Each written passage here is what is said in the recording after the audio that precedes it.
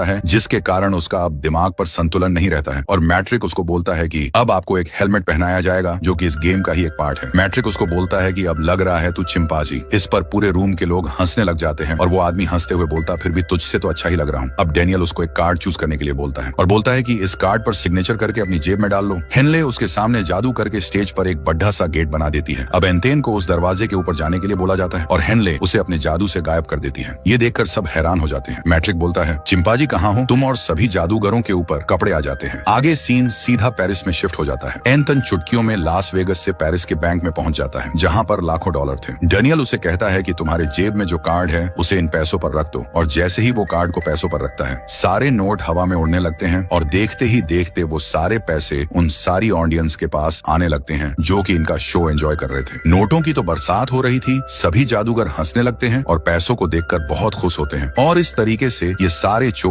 एक बहुत बड़ी चोरी को अंजाम देकर वहां से निकल जाते हैं। जब बैंक में एक औरत और गार्ड जाकर रूम चेक करते हैं तो पूरा रूम खाली होता है। अब नेक्स्ट डे ये मामला पुलर नाम के पुलिस ऑफिसर के पास आता है। पुलर उन मैजिशियंस को पकड़ने के लिए उनके होटल में आता है और पुलर सबको अरेस्ट करके अपने साथ ले जाता है। अब पुलर गाड़ी से उतरकर भागते हुए अपनी ऑफिस में जाता है। वह अपने बॉस रोड्स को मनाता कि ये चोरी इन जादूगरों ने ही की थी, लेकिन रोड्स नहीं मानता। वो बोलता ये पॉसिबल ही नहीं है। रोड्स इस केस को लेने से मना कर देता है क्योंकि कुछ जादूगर आखिर एक दूसरे शहर में होकर एक बैंक से इतने मिलियन कैसे चुरा सकते हैं, जबकि यहाँ पर एक एल्मा नाम की एजेंट भी मौजूद थी और वह कहती है कि ऐसा सचमुच हो सकता है। इस बात की सच्चाई निकलवाने के लिए हमें उनसे बात करनी पड़ेगी। और यह लोग सबसे पहले एल्मा पुलर को बोलती है कि शुरुआत मैरिट से करते हैं। पुलर और एल्मा मैरिट के रूम में जाते हैं। इन सब को बाहर खड़ा एक अफसर देख रहा होता है। मैरिट एक माइंड रीडर था। वह इन दोनों को कहता है कि क्या तुम अपनी डेट पर आए हो, और अगर ऐसा सचमुच है तो मुझे $100 देना मत भूलना। और मैरिट उन्हें बोलता है मैं एक साधारण माइंड रीडर हूँ, इसके आगे मुझे कुछ भी पता नहीं है। पुलर उसे बोलता है चुपचाप बता दे इस चोरी को अंजाम कैसे दिया तुम लोगों ने। मैरिट बोलता है मुझे नहीं पता चोरी किसने की है। जिसके बाद पुलर और एल्मा गुस्से में डेनियल के पास जाते हैं। डेनियल लेड डिडकी को मैजिक दिखता है। डेनियल उन्हें एक बात कहता है कि तुम जितना ज्यादा गौर करोगे उतना ही ज्यादा उल्लू बनते जाओगे। पुलर कहता है मैं तुझे सजा जरूर दिलाऊंगा, तुम ये दिमाग से निकाल दो कि तुम लोग बच जाओगे। डेनियल कहता है मैं जादू से लोगों का एंटरटेनमेंट करवाता हूँ, मैं कोई चोर नहीं हूँ। और तभी वह अपने हाथ की सफाई दिखाकर अपने हाथ की हथकड़ियां पुलर के हाथों में डाल देता है। पुलिस वाले इनसे जांच पड़ताल करके थक चुके थे, लेकिन वह चोरी कैसे हुई जब तक यह साबित नहीं हो जाता इन गुनहगारों को जेल में नहीं डाला जा सकता। तभी यहाँ पुलर आकर रोड्स को बताता है कि एक ऐसा बंदा है जिसका नाम है ब्रैडली, जो कि जादूगरों की पोल खोलने में माहिर है। इस काम में वह हमारी मदद कर सकता है। और अब यह सभी लोग ब्रैडली के पास मिलने के लिए जाते हैं, जहाँ पर ब्रैडली बताता है कि मैंने आज से पहले कई सारे जादूगरों की पोलें खोली हैं। पुलर कहता है हमें इन जादूगरों की चोरी का राज चाहिए। ब्रैडली कहता है $50 मिलियन